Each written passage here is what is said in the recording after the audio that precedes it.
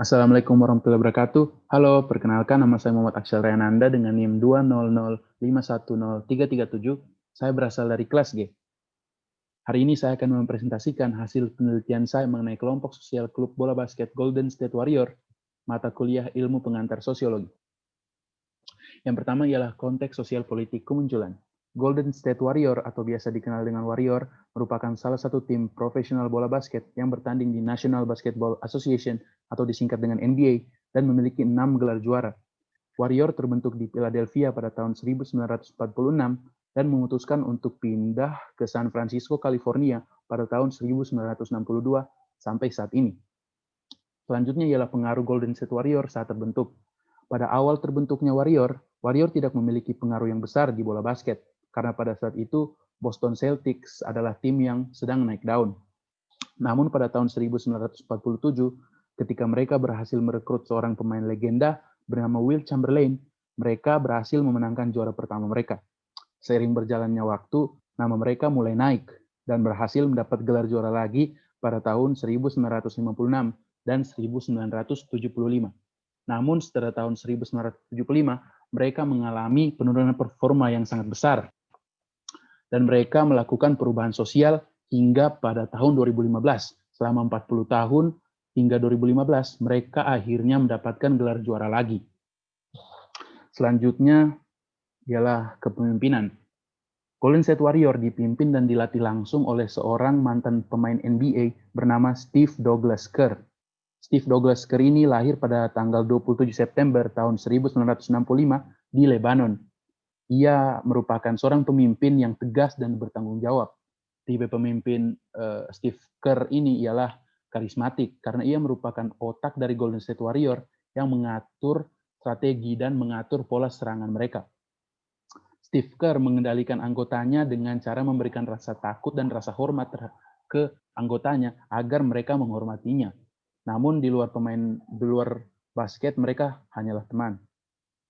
Sistem nilai yang selanjutnya adalah sistem nilai Warrior. Warrior merupakan tim yang sangat baik terhadap fansnya. Setiap selesai pertandingan pasti mereka memberikan tanda tangan, sepatu, dan bahkan seragam secara gratis kepada fans yang beruntung. Bahkan dalam situasi kalah pun mereka akan tetap memberikannya. Sistem nilai yang kedua adalah mereka selalu bekerja keras dan berusaha agar mereka dapat mendapatkan gelar juara lagi dan agar para fansnya terhibur dalam menonton mereka. Yang selanjutnya adalah rutinitas Warrior. Yang pertama tentunya latihan dan membangun chemistry. Mereka melakukan pelatihan setiap harinya di Stadium Chase Center yang terletak di San Francisco, California. Yang selanjutnya adalah penerimaan anggota baru. Setiap tahunnya NBA mengadakan sebuah acara yang bernama NBA Draft, di mana setiap tim wajib memilih pemain baru yang akan bermain dengan tim mereka di masa depan. Lalu rutinitas selanjutnya ialah sistem pembinaan anggota baru. Warrior melatih dan membina anggota baru mereka dengan melakukan camp pelatihan yaitu G League yang diadakan di awal musim. Lalu yang terakhir sistem pemutusan anggota.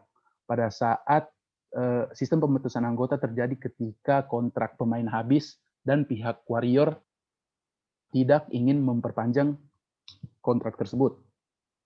Lalu selanjutnya fans fanatik. Warrior memiliki fans fanatik yang tersebar di seluruh dunia dengan berbagai kalangan. Dari anak-anak, remaja, bahkan lansia pun bisa menjadi fans fanatik Warrior selama mereka menyukai bola basket. Nama fans fanatik mereka adalah Dub Nation. Arti kata dan asal-usul Dub Nation sebenarnya awalnya fans fanatik Warrior bernama W Nation, namun mereka menyingkatnya menjadi Dub Nation agar menjadi lebih singkat dan lebih menarik. Lalu yang terakhir ialah slogan We Believe.